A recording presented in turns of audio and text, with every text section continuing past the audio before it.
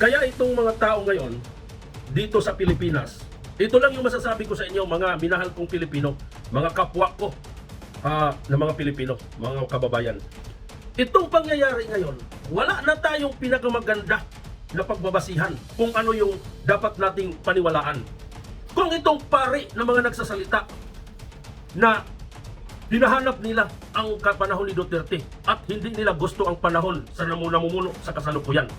Ako po'y nangangarap na ang Duterte mabalik.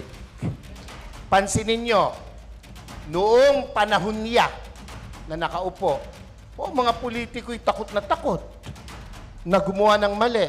Pati pulis, pati sundalo, takot. Aba, biglang anong nangyari? Ngayon ang mga kurakot mga nakaupo. Naroon po kayo? Ako, tayo may hindi pinanganak kahapon. Alam natin yan. Bakit ang isang obispo ay sumusuporta sa ganito? Aba, hindi masamang mangarap ng pag-unlad ng pagkakaisa sa bansa natin. Sa paghiring-hiring, sa ako lang yung nadunggan, dugay-dugay naman ni puol naman kaning paminaw, ning siging hiring aning drugas, ang gihisgutan, ang nangamatay nga mga adik. About anang drugas. Drugs ba? Lingi ay mong tupad, inanay nagsuyog sa inyo.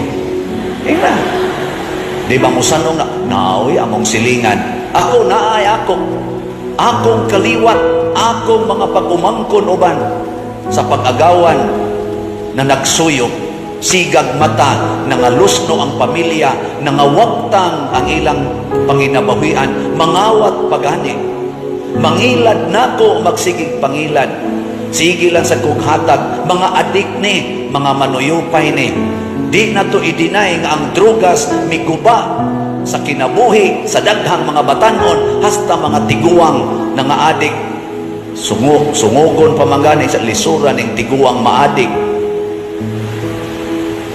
Lisod kayong tiguang maadik, mawa naging buot. Ngilingi ay mong tupado, sabi na, di ka adik. Di na. Unya karon, sa paghiring-hiring, sa ako lang yung nadunggan, dugay-dugay naman ni puol naman kayo paminaw, ng siging hiring aning drugas, ang gihisgutan, ang nangamatay nga mga adik.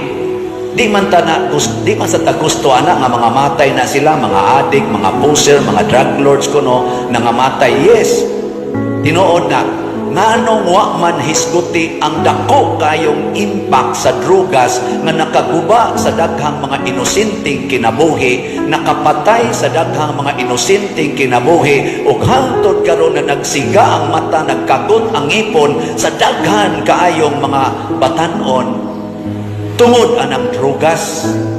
Dili ba din na ngilad sad nga epekto sa drugas? Wa ba nato patya ang kaugmaon sa daghang mga batanon o mga tiguang, labi na mga Filipinos? Hisgutan nato ang duha unsa may hinungdan sa atong kahakog. Ang mga daw kay kwarta ng mga drug lord siging baligyag drugas, why pakialam unsay mahitabo sa katawhan nga ilang mga silingan. Mga estudyante tagaan ng drugas, di nakalampos og eskwela, mga bana ni suyog, patay ang pamilya hastang mga anak. Pari ni suyog, patay ang parisyoner, patay ang kolekta, kaga ang parokya, murag adik sad. Hali na to na ilimod na ay mga naa sa simbahan nga na nagsuyog sad, nganong ato man ang i-deny. Ato ning hisgutan tanan, unsaon pagbuntog, sunda si Kristo, ihatag ang tanan ngadto ni Kristo. Unsaon mapaghatag, sundo nato ang moral standard nga gipatuman sa simbahan, likay gid ng sala. Ilang pari na ang nagbitaw dito ng mga salita. So yung pari, wala nang pinakadapat natin paniwalaan sa lahat ng mga nagsasabi. Kasi yun ang nagsasalita sa huling hantungan. Ipinanganak ka man, bininyagan, pari ang nagbigay sa'yo ng basbas. Kapag namatay ka, pari rin ang nagbigay sa'yo ng salita kung ikay pumanaw na. Ibig sabihin, yung pari, yun ang una at huling maririnig natin na kung ano yung dapat magbigay ng katotohanan doon sa tao. Kung itong pari na nagsalita na to, nagpabor dito sa kay Duterte, tapos hindi maririnig at saka hindi maintindihan ng mga namumuno ngayon sa Pilipinas na mambabatas na segunda mano tulad ng Kongreso, tulad ng Senado. Pag hindi ito maririnig, hindi ito nila papansinin, hindi ito nila intindihan. At saka yung mga tao na nagrally-rally doon sa labas na nagprotesta na sila mga pro Duterte. Pag hindi nila intindihin ito, wala nang makikita na maganda ang Pilipinas. Bakit? Sino pa ba ang pwedeng magsalita doon sa Kongreso? Yung pari nga at saka yung mga pastor, mga namumuno doon sa kahit titingnan nyo. Sino ba bang pwedeng pumupuksa sa kanila? Sino bang magpaliwanag sa kanila ng mabuti? Si Kristo ba? Na magpapaliwanag sa kanila na mabuti? Si Duterte? Tapos hindi pa rin nila maintindihan, hindi pa rin nila marinig ng mga nag-iimbestiga ngayon dito sa kay Duterte. Wala silang magandang nakikita dito sa kay Duterte. Puro mali. Itong mga nag-iimbestiga na to, mga animal, ang lakas mag-imbestiga sa kay Duterte, wala namang napatunayan. Ito sila ni Barber, sila ni wala namang hindi namang kilala yan. Pinili lang kayo ng ilang mga tao dyan, mga opisyal, para ilagay kayo dyan sa Kongreso, na kayo ang magiging chairman. Nilagay lang kayo dyan. Pero hindi kayo pinipili ng buong Pilipinas na Pilipino. Hindi kayo binoto ng milyon na Pilipino. Pinili lang kayo ng politiko. Dahil ando na kayo kumbaga sa politiko. Tapos, hindi maririnig yung mga pari at saka yung mga ordinaryong Pilipino na nagkumahog ngayon ng hustisya sa pamamagitan ng pag-atake ninyo kay Presidente Duterte at saka kay Sara Duterte. Wala nang tao, wala nang silbi, wala na tayong pwedeng hihigit pa doon sa pari na nagsasabi na si Duterte ang tama. Si Marcos, hindi maganda yung pamumuno ngayon kasi bumalik lahat, napansin nila mga droga at saka korupsyong pagnanakaw. So ibig sabihin, ang mangyayari dito, hopeless na tayo, wala na tayong pag-asa kasi nagsasalita ng pastor at saka mga pari. Tapos hindi pa rin naririnig. Dahil nabulag itong mga tao, nabulag itong mga kongreso, mga segunda mano ng mambabata sa Pilipinas.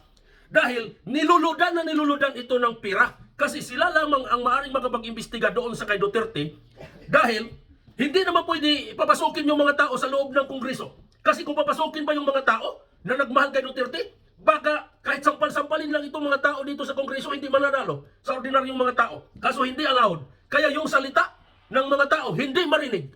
Yung salita lang ng mga kongresista, ang maririnig. Pinikit nila ang kanilang mata dahil binabayaran sila ng milyon na pira. Kaya siguro, itong milyon na pira na imbis para sa karamihan ng Pilipino na bago mangyari yung eleksyon, yung sinasabing makuha ang pira ng Pilipinas, baka nakuha na ito o kaya itong gold bar na bininta, doon nilulod sa mga taong nag-imbestiga sa kay Duterte. Kaya ang nangyayari ngayon, hindi na tama yung mga pangyayari na imbestigahan nila si Sara Duterte. Mabubuisit si Sara Duterte dahil kung sasagot doon sa imbestiga na alam naman ni Sara Duterte na yun ay walang kakwinta-kwinta, kundi interest yan doon sa kanya para ma-down yung kanyang katungkulan. Mawala siya doon sa pisto. Dahil ang hinahanap yan, kumbaga, maalis ang Duterte. Hindi hinahanap ng politiko na manatili ang Duterte. Kaya kung hindi ito pakinggan ng mga mambabatas dito, itong mga pari, wala nang ibang tao na malakas na ma-receive natin na salita, kundi ito na sila. Kasi ang pari, walang sinasandalang politiko yan.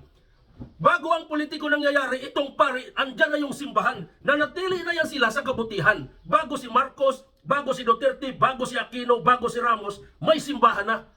So ibig sabihin, yun ang dapat natin paniwalaan kasi yun ang pinaka-neutral na nag-ano sa tao. Wala mang politiko ang pari ang magbabasbas ng buhay ng tao. Pero kung hindi kayo maniniwala dito sa pare, sasabihin ko sa inyo, kayong mga tao dyan, mga sibilyan ng mga Pilipino, kayo na ang bahala, gagawa sa sarili ninyo. Kasi wala nang magandang kinabukasan ang Pilipinas, kundi nasa kamay na kumbaga ng kadiliman. Di ba? Yun ang masasabi ko. Kasi si Sara kasi, gagawa nila ng problema. Si Sara, sagot ng sagot. Mabuisit ang tanong dahil yung binigay na problema, hindi dapat harapin.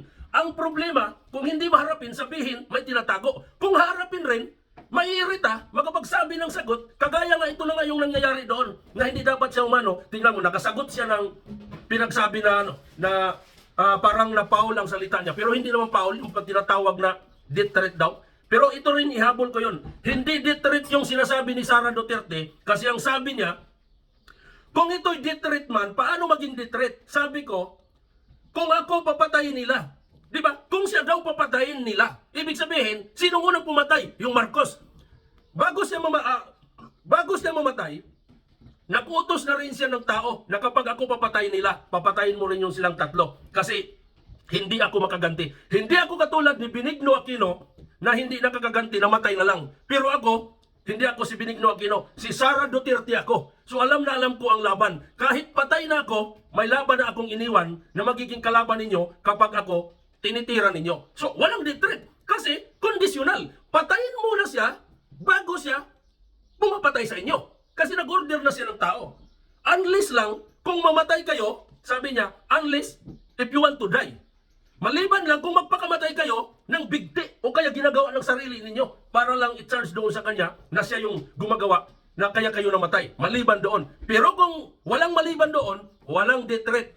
Kasi namatay muna siya bago kayo niya pinapatay, in-order. Kasi para lang makaganti siya. Di ba? Sige, pag-share ninyo doon, mga kapatid, para malalaman natin kung ano ngayong katalamak ang Pilipinas. Kaya kayo, kung mga ordinaryong mga tao kayo, tulad natin, gagawa na kayo ng aksyon. Kasi wala na tayong kaligtasan dito. Pati dito sa politiko, disgrasya tayo. Hindi na nga tayo ligtas sa Diyos. Dahil doon sa mga katarantaduhang ginawa natin, dito pa rin sa kapwa natin, mga mamabatas, hindi tayo ligtas. Wala nang makakaligtas. Kaya tawagin na natin. Lahat ng magkakasama tayo, magkakaisa. Relihiyon man, magkakaisa muna tayo. Itabi muna natin yung relihiyon natin. Harapin natin, labanan ang tarantadong politiko na namayagpag ngayon sa Pilipinas na puro binayaran ng milyon-milyon ang bawat mambabatas para magkaisa ang hangarin ng kanilang advokasya para manatili sila sa pwesto. Sige, salamat mga kapatid.